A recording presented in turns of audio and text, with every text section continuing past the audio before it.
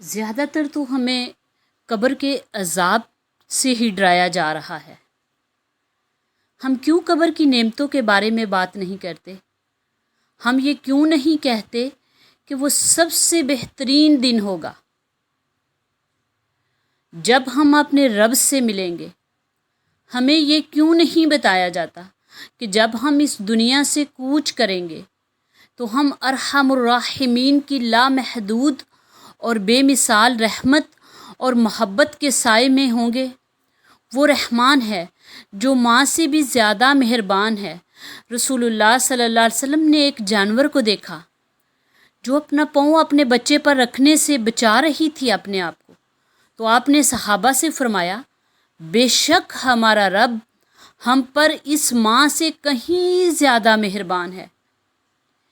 کیوں ہمیشہ صرف عذاب قبر کی باتیں ہو رہی ہوتی ہیں؟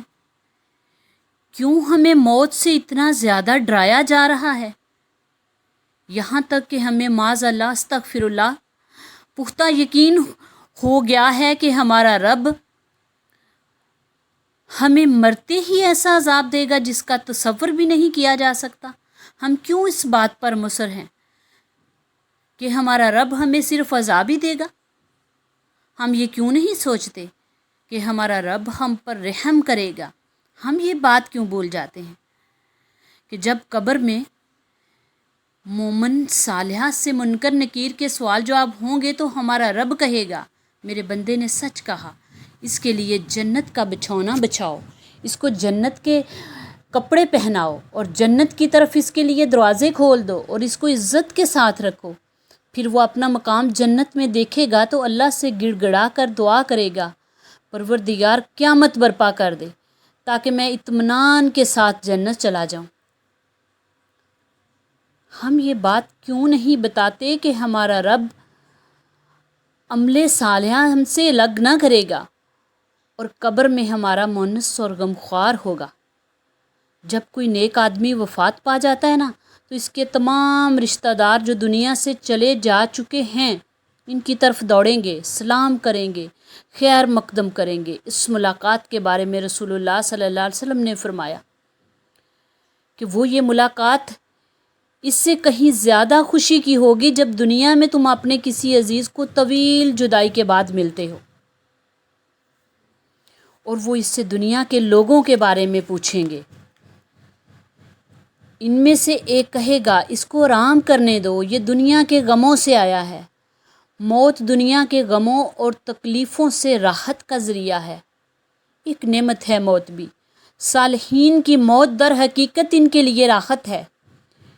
اس لیے ہمیں دعا یہ سکھائی گئی جس کا ترجمہ یہ ہے، اے اللہ موت کو ہمارے لیے تمام شروں سے راحت کا ذریعہ بنا دے، یعنی موت کو ہمارے لیے تمام شروں سے راحت کا ذریعہ بنا دے۔